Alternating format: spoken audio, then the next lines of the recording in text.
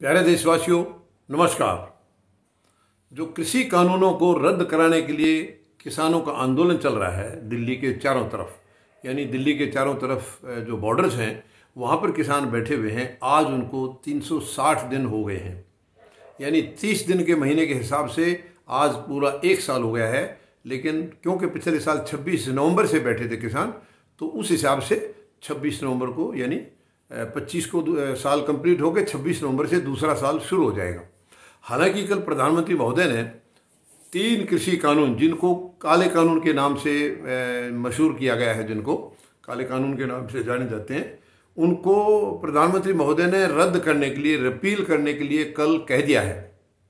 लेकिन अभी केवल बयान आया है, कागज कार्रवाई अभी बाकी है, इसलिए किसान नहीं जाएंगे वहाँ से। किसानों ने ये कल घोषणा कर दी है कि प्रधानमंत्री महोदय ये डिक्लेयर कर चुके हैं कि हम ये खारिज करेंगे। संसद सत्र में, अभी जो आने वाला संसद सत्र है 29 नवंबर से शुरू हो रहा है, उसमें ये रिपील के लिए प्रोसेस करके उसको कानूनों को रद्द कर देंगे। ये तो प्रधानमंत्री महोदय ने कल कह दिया है।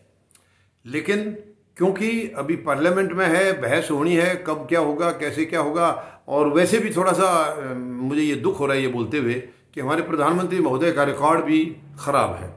यानी वचन देने का या बोलने का, कुछ भी कमिटमेंट करने का इनका रिकॉर्ड ख़राब है। इसलिए केवल इनके बयान से किसान संतुष्ट हो भी नहीं सकते हैं, कोई भी नहीं होगा, क्योंकि इन्होंने बहुत कुछ वायदे किए हैं और सारे तोड़े हैं। किसी भी कमिटमेंट पर प्रधानमंत्री महोदय खरे नहीं उतरे हैं जब से ये सत्ता में आए हैं। 2014 के चुनाव से पहले बहुत कुछ बोला इन्होंने, बहुत कुछ बोला। बहुत हुई महंगाई की मार, अब की बार मोदी सरकार। कहाँ गई वो महंगाई की मार? तो और दुगनी पड़ गई है। एक दिन भी इन्होंने महंगाई की चिंता नहीं की।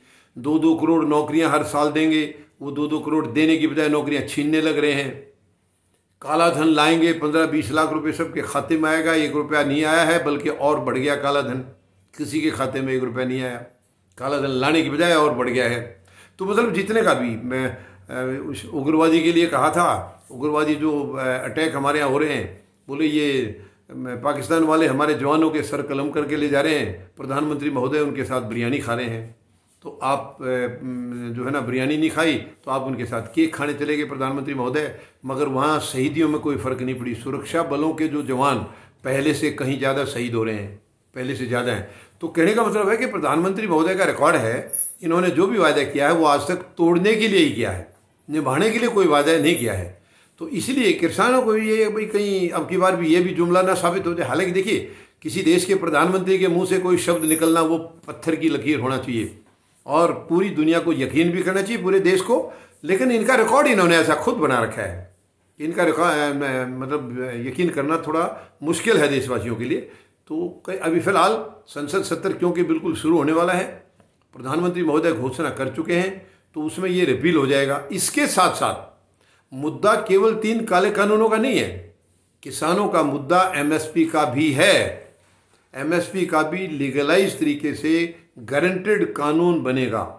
जब तक वो नहीं होगा तब तक भी किसान नहीं जाएंगे। और उसके बारे में कल प्रधानमंत्री महोदय ने एक शब्द भी नहीं कहा है। जैसे काले कानूनों के लिए तो कह दिया, मगर एमएसपी के बारे में प्रधानमंत्री महोदय ने एक शब्द भी कल नहीं कहा है कि इसको हम लागू करेंगे या नहीं करेंगे, कब करेंगे, इसी के साथ करेंगे।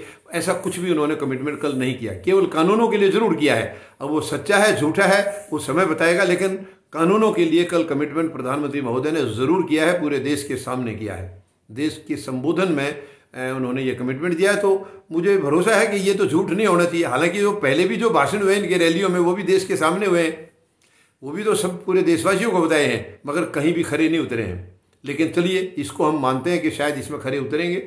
मगर एमएसपी के बारे में अभी तक कुछ नहीं बोला। तो वो एमएसपी के लिए जब संसद में चर्चा होगी, ये कानून बनाएंगे या नहीं बनाएंगे, अगर नहीं बनता है तो भी किसान नहीं जाएंगे। ये किसान साफ कर चुके हैं। हालांकि किसानों की मीटिंग आज, पंजाब के किसानों के जितने संगठन हैं उनकी मीटिंग आज हो रही है, और कल संयुक्त मोर्चा की मीटिंग होगी कल। उसमें फिर फाइनल क्या रणनीति बनती है वो उसमें निकल करके आएगा। लेकिन फिलहाल जो किसानों के बयान दिए हैं, जो आए हैं, जो मैंने उनसे बात की हैं, उसमें उनका यही कहना है कि एमएसपी भी लागू होगी तभी हम जाएंगे, अकेले कानून का रद्द होने से नहीं जाएंगे। एमएसपी लागू होगी तब किसान जाएंगे। और मांग तो इनकी प्रधानमंत्री महोदय ने जब 2014 के चुनाव से पहले इन्होंने सीना ठोक के कहा था, स्वामीनाथन आयोग की रिपोर्ट हम लागू करेंगे और कोई नहीं करना चाहता है हम करेंगे, अगर हमारी सरकार बनी तो हम करेंगे, मगर वो भी भूल गए हैं, वो भी भूल गए हैं।